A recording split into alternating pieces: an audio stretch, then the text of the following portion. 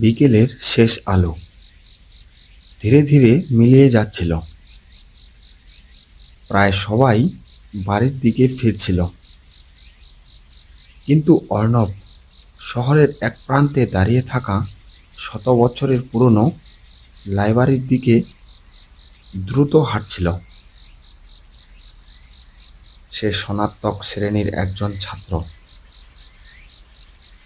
পরদিন তার গুরুত্বপূর্ণ প্রজেক্ট জমা দিতে হবে। লোকের মুখে শোনা যায়, সূর্য ডোবার পরে ওই লাইব্রেরিতে কেউ আসে না।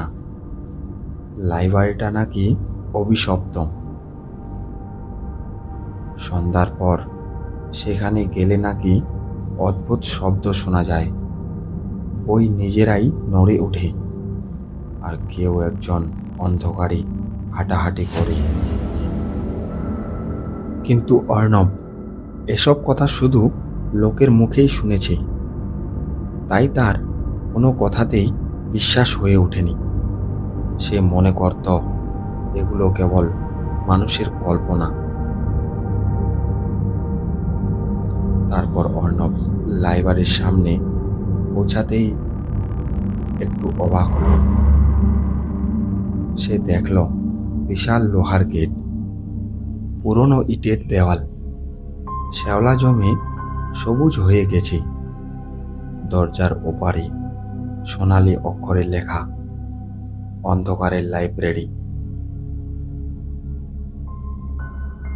তারপর অর্ণব দরজা ঠেলে ভিতরে প্রবেশ করল।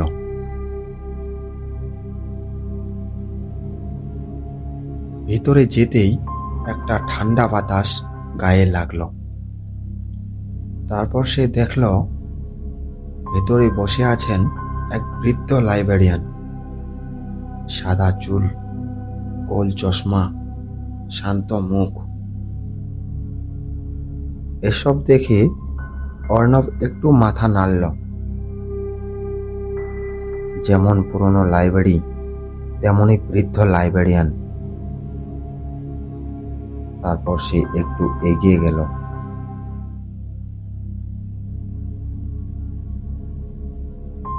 এগিয়ে যেতেই বৃদ্ধ জিজ্ঞেস করল, কি বই লাগবে তোর? অর্ণব বইয়ের নাম বলতেই বৃদ্ধ একটু চুপ করে রইল। তারপর সে বলল, বইটা আছে, তবে অনেকদিন হলো কেউ নেয়নি। বৃদ্ধের কথা শুনে অর্ণব একটু ভাবল, বইটা অনেকদিন কেউ নেয়নি, নাও নিতে পারে। যার দরকার সেই একমাত্র নেবে। তারপর সে আর এ ব্যাপারে কোনো কথা না বলে জিজ্ঞেস করল, বইটি কোন দিকে পাওয়া যাবে?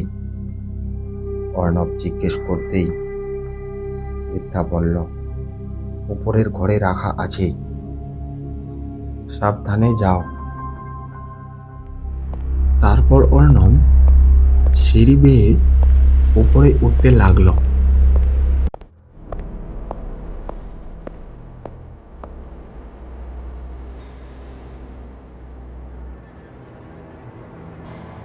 উপরে পৌঁছাতেই সে লক্ষ্য করল,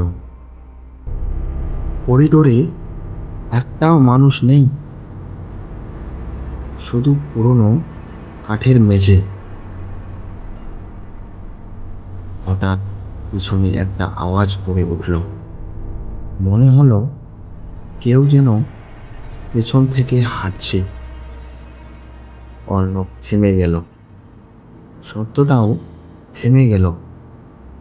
আবার হাঁটতে, আবার সেই শব্দ। সে সাহস করে পেছনে তাকালো।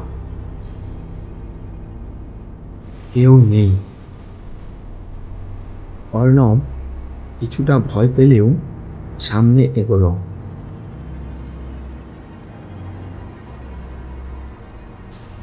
একটা তাকের সামনে পৌঁছাতেই হঠাৎ একটা মোটা বই নিচে পড়ে গেল। অর্ণব চমকে উঠল। কিছুক্ষণ তাকিয়ে থেকে সে বুঝল তাকটা একদিকে হেলে আছে। কাঠগুলো অনেক পুরনো হওয়ায় ভারসাম্য নষ্ট হয়ে গেছে, তাই সামান্য কম্পনেই বই পড়ে গেছে।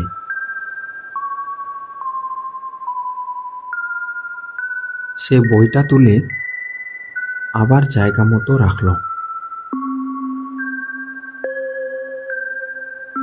তারপর আরো ভিতরে এগিয়ে সে বইটা খুঁজে পেল। ঠিক তখনই পুরো ঘর অন্ধকার হয়ে গেল।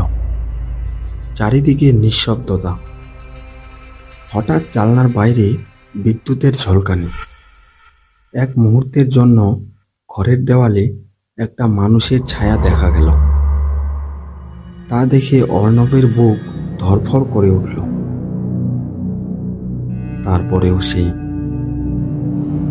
সাহস করে জানলার কাছে এগিয়ে গেল।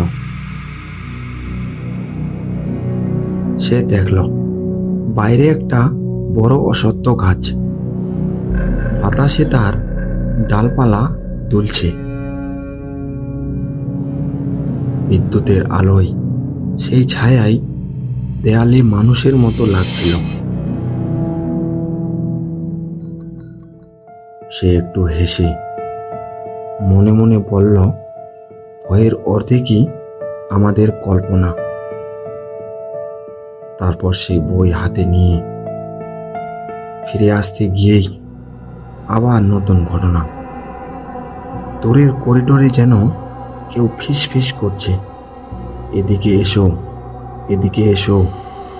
অর্ণব দাঁড়িয়ে কান পাতল। ধীরে ধীরে এগিয়ে গেল।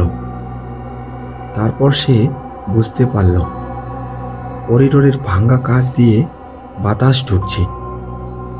বাতাস সরু ফাঁক দিয়ে ঢুকে তাই অদ্ভুত শিরের মতো শব্দ করছে। ঠিক তখনই বৃদ্ধ লাইব্রেরিয়ান টর্চ হাতে উপরে এলো। তারপর সে অর্ণবকে জিজ্ঞেস করল, অন্ধকারে ভয় পেয়েছ?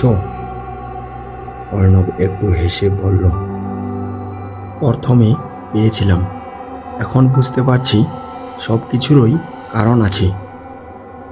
বৃদ্ধ মৃদু হেসে বলল, বেশিরভাগ মানুষ কারণ খোঁজে না, তাই গল্প বানায়। তারপর দুজনেই নিচে নামতে শুরু করল।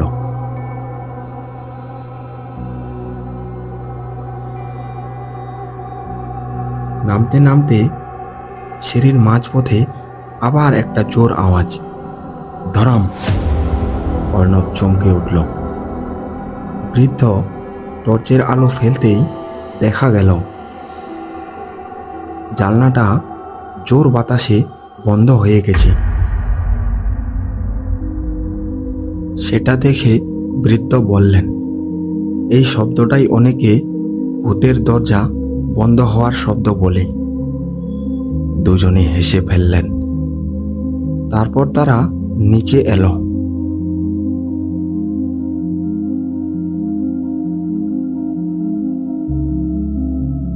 বৃদ্ধ বইটি রেজিস্টারে লিখে রাখলেন। লেখা হলে অর্ণব বই হাতে বেরিয়ে যেতে হাঁটা শুরু করতেই বৃদ্ধ ডাকলেন আর বললেন, একটা কথা মনে রেখো, ভয় সবসময় অন্ধকারে থাকে না, ভয় থাকে মানুষের অজানাকে না বোঝার মধ্যে। অর্ণব বৃদ্ধের কথার সাথে হ্যাঁ মিলিয়ে মাথা নাড়ল। বাইরে তখন হালকা বৃষ্টি শুরু হয়েছে। সে ছাতা খুলে হাঁটতে লাগলো। হঠাৎ মনে হলো লাইব্রেরির উপরের জানলায় কেউ দাঁড়িয়ে আছে। সে উপরে তাকাতেই দেখল কিছুই তো নেই। সে ভাবল, সম্ভবত জানালার কাছে নিজের প্রতিফলন দেখাচ্ছিল। এরপর সে এদিক সেদিক না তাকিয়ে সোজা বাড়ি ফিরে গেল। তারপর 1-2 সপ্তাহের মধ্যে তার প্রজেক্টের সমস্যাটি মিটেছে। কয়েক সপ্তাহ পরে অর্ণব আবার সেই লাইব্রেরিতে গেল। বৃদ্ধ তাকে দেখে খুশি হলেন আর বললেন, আবার এসেছ? অর্ণব, হ্যাঁ, তবে এবার বইয়ের জন্য নয়, গল্পের জন্য। বৃদ্ধ অবাক হয়ে তাকালেন। অর্ণব বলল, যেদিন এসেছিলাম সেদিন বুঝেছি, ভয়ের গল্প যতটা ভূতের নয়, তার চেয়ে বেশি মানুষের কল্পনা। বৃদ্ধ অর্ণবের কথা শুনে মুচকি হেসে একটি পুরনো ডায়েরি এগিয়ে দিলেন। এখানে এই লাইব্রেরির ইতিহাস লেখা আছে। অনেকেই এটাকে ভূতের লাইব্রেরি বলেছে, কিন্তু প্রতিটা ঘটনার পিছনে ছিল বাস্তব কারণ। পুরনো কাঠের শব্দ, বাতাসের সুর, আলোর ছায়ার খেলা আর মানুষের ভয়। তারপর অর্ণব ডায়েরি পড়তে পড়তে অনুভব করল, সত্য কখনো কখনো কল্পনার চেয়েও বেশি আকর্ষণীয়। সেদিন অর্ণব লাইব্রেরি থেকে বেরিয়ে আর ভয় নিয়ে ফিরল না, ফিরল নতুন উপলব্ধি নিয়ে। আর ওই সন্ধ্যার আলোয় পুরনো ভবনটি ভয়ঙ্কর লাগছিল না, বরং মনে হচ্ছিল এটি জ্ঞানের এক নবীন আশ্রম, যেখানে রহস্য আছে, কিন্তু সেই রহস্যের উত্তরও আছে। আর সেদিন থেকে শহরে একটি নতুন গল্প ছড়িয়ে পড়ল। অন্ধকারের লাইব্রেরিতে ভূত নেই, আছে এমন এক বৃদ্ধ যিনি মানুষকে বইয়ের পাশাপাশি যুক্তি আর সাহসের পাঠও শেখান।